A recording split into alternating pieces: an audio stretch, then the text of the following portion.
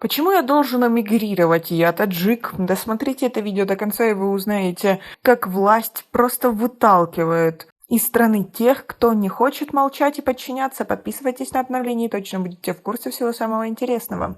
Почему я, человек, который не превратил профессию журналиста в источник дохода и покинул ее, не получил ни одной копейки за восхваление или за критику того или иного человека, отказался от предложений поехать на заработки в Россию и Турцию и предпочел опасную работу у себя на родине, должен признать себя предателем и провокатором и эмигрировать? Таджикский журналист и блогер Завкибек Саидамини оставил такой пост на своей странице в Facebook незадолго до ареста. 3 ноября 2022 года суд района Исмаили-Самани города Душанбе приговорил 38-летнего журналиста к 7 годам колонии. В начале декабря Завкибек Саидамини был этапирован из столичного СИЗО в колонию, находящуюся на территории Бахали, первый советский в Душанбе.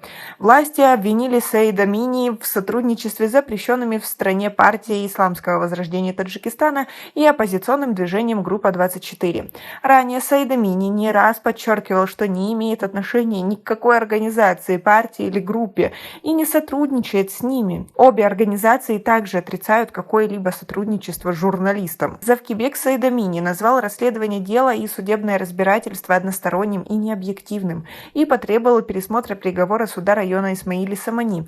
Но Кассационный суд города Душанбе оставил вердикт без изменения. Между тем, семья Завкибека сетует, что 5 месяцев разлуки с ним негативно повлияли на их жизнь, и они переживают тяжелые времена. Хабиса Етимова, мать Завкибека Саидамини, рассказала 9 декабря, что проводит дни, перечитывая письма своего сына из заключения и заботясь о его детях. «Он мой старший сын, он заботился обо мне. Есть у меня и другие сыновья, но сейчас каждому тяжело прокормить свои семьи. У Завкибека 4 детей. Посмотрите, разве это жизнь?» — говорит Хабиса Етимова. Эта женщина, проживающая в городе Рагун, переехала в дом своего Завкибека в Душанбе, чтобы заботиться о его детях. 37-летний Завкибек был задержан в июле этого года и в ноябре приговорен к 7 годам лишения свободы за сотрудничество с запрещенными в стране организациями. По словам Хабизы Етимовой, арест ее сына повлек не только материальные трудности, но и плохо сказался на психическом и эмоциональном состоянии всей семьи. «Мое здоровье пошатнулось. После этого случая я временами страдаю от удушья, с трудом могу дышать. Стоит немного понервничать и все, задыхаюсь», — говорит она. Как вы относитесь к положению журналиста у нас в стране? Свои ответы напишите нам, пожалуйста, в комментарии. Дети Завкибека постоянно спрашивают у бабушки и матери об отце. Вопросы, на которые, по словам Махфират Худайназаровой, жены осужденного журналиста, трудно ответить.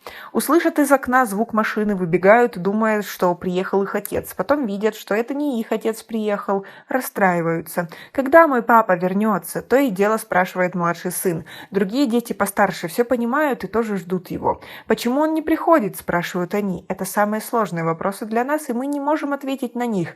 Приходится обманывать, что завтра, послезавтра он вернется, но мой старший сын сказал, что мы лгуны, говорит Макфират Худайназарова, жена Завкибека Саидамини. Завкибек Саидамини, уроженец города Рагуна, в 2008 году окончил факультет журналистики Таджикского национального университета. В 2019 году приступил на работу в ТВ Симаили Мустакили, Таджикистан, независимое телевидение Таджикистана. Потом был сотрудником газеты Имрус Ньюс.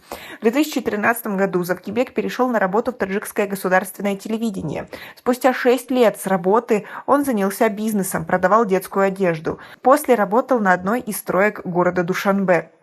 В марте 2022 года Завкибеку Саидамини вручили почетную грамоту Министерства культуры Таджикистана, хотя, по его словам, он давно ушел из журналистики. Завкибек Саидамини стал известен после постов в социальных сетях и дискуссий на религиозные темы, в частности, о группировке «Исламское государство» и о освещении вооруженного конфликта с соседним Кыргызстаном. Блогер писал в соцсетях также о любви к семье, уважении к родителям и правильном воспитании детей. Как вы думаете, действительно ли это тот человек, который заслуживает наказания, который работал на благо своей страны, освещал реальную ситуацию, пытался просветить молодежь? В чем он виноват? Как вы думаете, почему его убрали? И почему его семья должна еще из-за этого страдать? У нас пока на этом все. Оцените наше видео подпиской и лайком. До скорой встречи.